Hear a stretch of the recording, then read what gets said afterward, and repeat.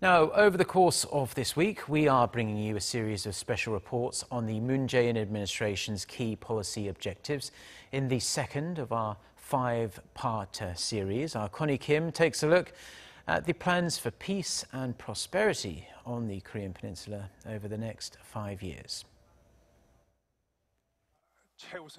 In its 5-year blueprint released last week, the Moon administration set a clear goal of reaching an agreement on completely dismantling North Korea's nuclear program by 2020, under the vision of a peaceful and prosperous Korean Peninsula.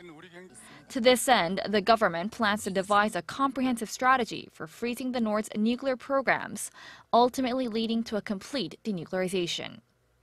This is in line with President Moon Jae-in's phased and comprehensive approach on North Korea, as revealed following his summit with President Trump at the White House.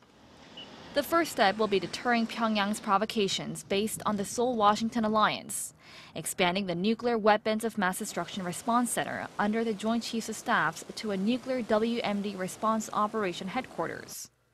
Seoul also wants to restart the long-stalled six-party denuclearization talks. Once there's progress on the nuclear front, South Korea plans to draw a new economic map connecting the two Koreas.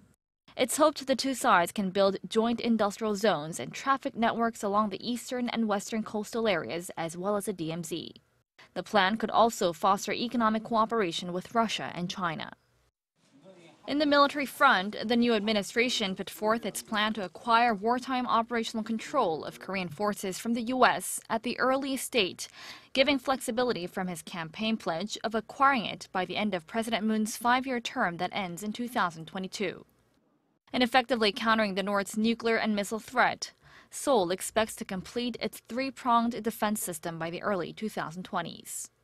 It consists of the Kill Chain Preemptive Strike System, the Korean Air and Missile Defense, and the Korea Massive Punishment and Retaliation Plan, a precondition of taking back wartime operational control from the U.S.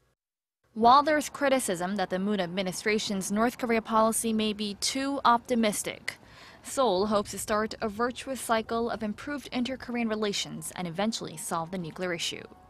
Connie Kim, Arirang News.